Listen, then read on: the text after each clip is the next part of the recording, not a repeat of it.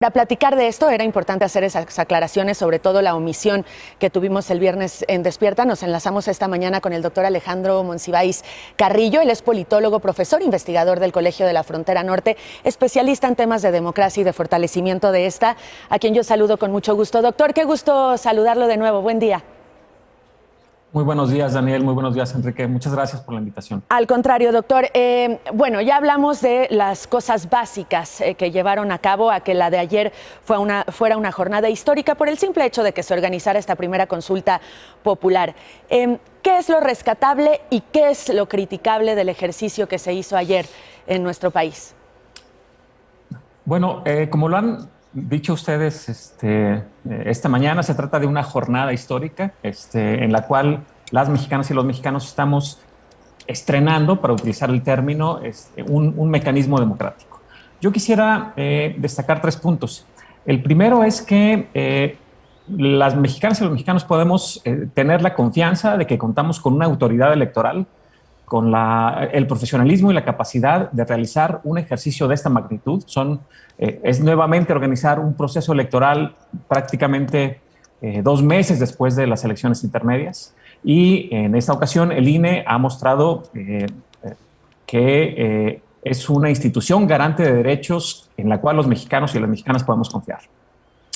En segundo lugar, yo quiero decir que el resultado que tenemos, una abstención enorme y una participación que no llega ni siquiera al 8%, lo que está mostrando es que el electorado mexicano es un electorado sofisticado, que es capaz de discernir la complejidad de un tema y que en última instancia parece haberse pronunciado de manera muy clara y categórica a favor de la claridad y la coherencia democrática. Es decir, lo que se puso en juego aquí no solamente fue una pregunta ambigua, una pregunta poco clara, poco definida, que implicaba sin mucho propósito, sin mucha claridad a las autoridades y en el proceso de esclarecimiento de la verdad histórica acerca de crímenes, etcétera, sino que también se trata de un planteamiento que se realizó en un contexto político en el cual los motivos, las razones, los propósitos de los actores implicados son bastante opacos.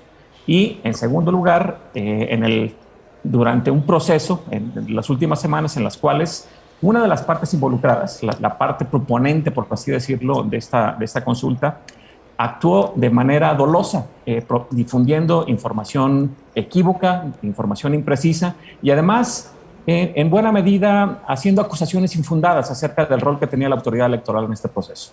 Me parece en ese sentido que el no voto de la ciudadanía es una respuesta categórica a una pregunta poco definida y a una situación política enturbiada. Oiga, digamos, doctor, así decirlo, por intereses muy concretos. Y con toda esta intencionalidad del tema de la consulta, con la complejidad de la pregunta, con el resultado que vimos en esta consulta, ¿qué tan complicado va a ser volver a convocar a la ciudadanía otra vez a un ejercicio de este tipo y que haya la confianza de poder salir a participar?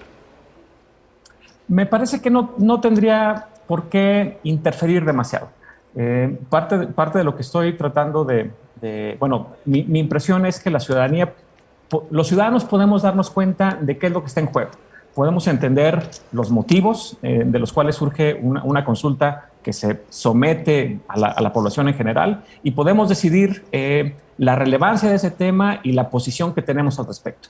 En ese sentido, yo no creo que sea un precedente negativo para el futuro que pueda tener la consulta popular como un instrumento democrático. De ninguna manera. Al contrario, muestra que los ciudadanos sabemos involucrarnos en lo que nos representa como una temática pública de relevancia, por así decirlo. Sobre todo por esta posibilidad que tenemos de ser nosotros mismos quienes solicitamos la consulta o quienes ponemos a discusión un tema con la recolección de firmas de la cual ya hablábamos. Doctor, la pregunta que todos los mexicanos de a pie, como suele decirse, nos hacemos es ¿qué sigue? Hoy que el Instituto Nacional Electoral le entregue los resultados oficiales a la Corte, con el 7% de participación, tal vez un poquito más, que no llega al 40% que se requería. ¿Qué sigue? Se tira a la basura todo y con ello una de las críticas mayores, los 500 millones de pesos que costó, o se puede hacer algo. Es decir, ¿qué pasa después de la primera consulta popular? Desafortunadamente, esa es una pregunta que no podemos responder los ciudadanos. Eso está en manos de las autoridades y está en manos del gobierno y de los actores que propusieron la pregunta. Yo esperaría que el gobierno fuera coherente con la participación de del 7% de este listado nominal que se pronunció por un sí a favor de investigar los crímenes del pasado, los actores políticos, etcétera. Pero también el presidente mismo ha dicho que él está a favor de una política de conciliación, de una política de abrazos. Entonces, dado que el resultado de la consulta no es vinculante, no tiene un mandato para investigar estos delitos de las autoridades que sean en el tiempo que sea.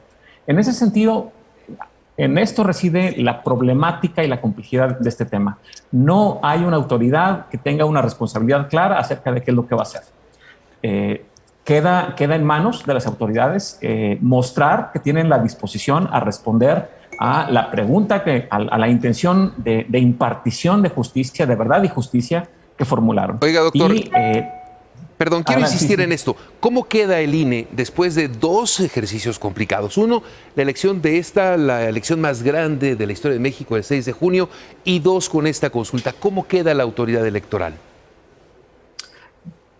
Bueno, operativamente queda un poco cansada por la magnitud de estos ejercicios, pero sin duda que queda fortalecida como una institución garante de derechos.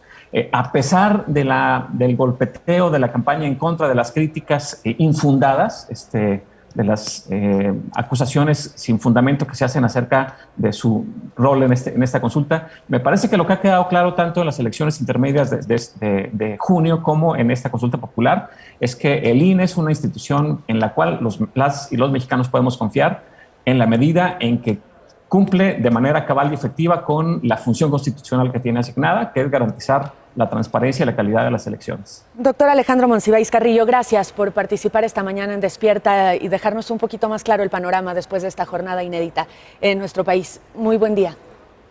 Muchas gracias, un placer. Estas son las dos cosas que hay que celebrar, que se haya organizado la consulta con un mecanismo democrático y más allá de la polarización que hay en el país, también hay que festejar que el INE sea una institución sólida, tan fuerte, tan sólida y siempre pensando en que somos los ciudadanos y las ciudadanas los que participamos en la organización de estos eventos. Sí, me parecen dos buenos resultados de esta consulta, a pesar de los números. Más allá de la polarización, eso es bien importante. Todos tenemos que estar de acuerdo en esas dos cosas y celebrarlas.